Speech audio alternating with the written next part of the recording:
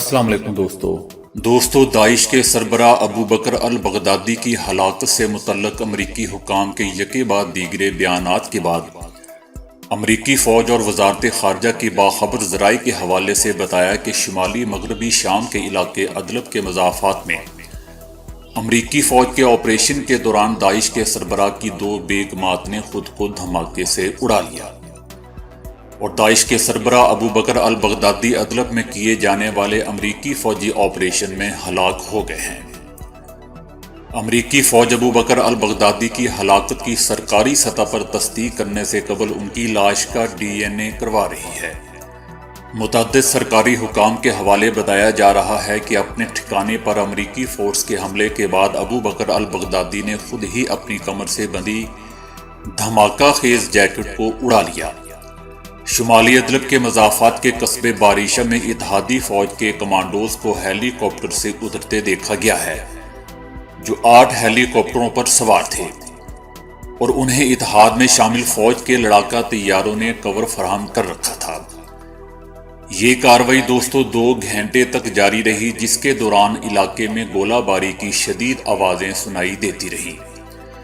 इसी कार्रवाई के दौरान गाड़ियों के एक काफिले को भी निशाना बनाया गया, जिससे वो इमारत जिसमें मुबैना तौर पर अबू बकर अल बगदादी छुपा हुआ था मलबे का ढेर बन गई है।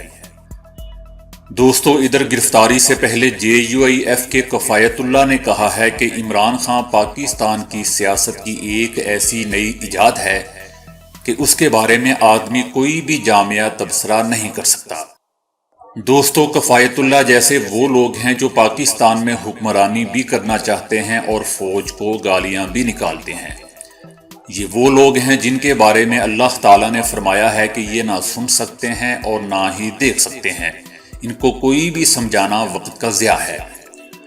बहरहाल इन साहिब का कहना है कि 106 मरतबा इमरान खान ने अपनी बात वापस ली है। अल्फाज तो अच्छे नहीं हैं, अपना थूका हुआ चाटा है, लेकिन मैं इस बात पर बहुत खुश हूं कि उन्होंने ये बात वापस नहीं ली है कि आओ हम आपको कंटेनर देंगे। अब इनका बयान आया है कि वो इस्तीफा नहीं देंगे, इसका मतलब है कि वो जरूर इस्तीफा देंगे। इस्तीफा नहीं दूंगा का U-टर्न क्या होता है, मतलब वो इस्तीफा देंगे।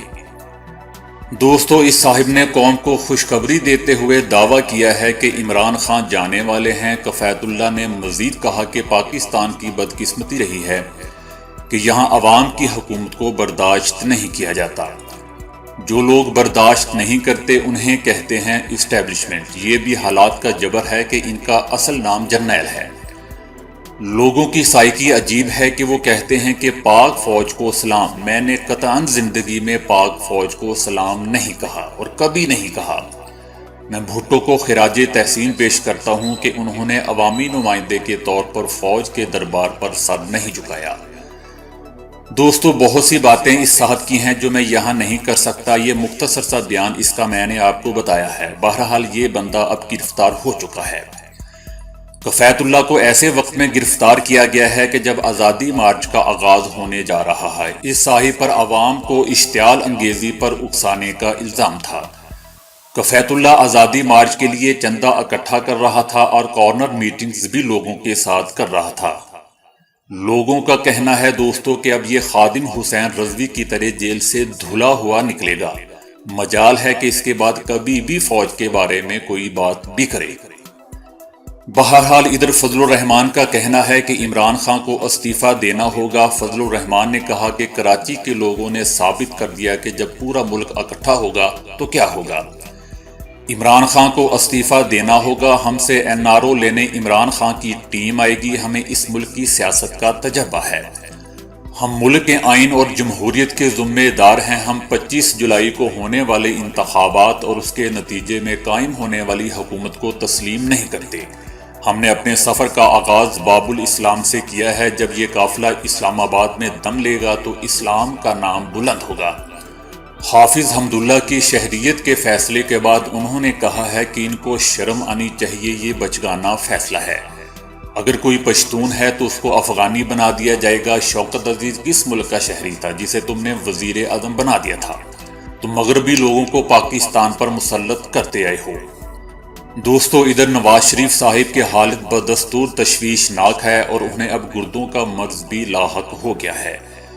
نواز شریف صاحب کی صحت نازک ہے اور ان کی صحت کا گراف گر رہا ہے۔ دوسری جانب میڈیا سے بات کرتے ہوئے میڈیکل بورڈ کے سربراہ ڈاکٹر محمود ایاز نے کہا ہے کہ نواز شریف ہمارے پاس مریض کی طرح زیر علاج ہیں۔ ان کی حالت قدرے بہتر ہے۔ یہ نواز شریف کا حق ہے کہ وہ یہاں رہنا چاہتے ہیں یا کسی اور ہاسپٹل جانا چاہتے ہیں۔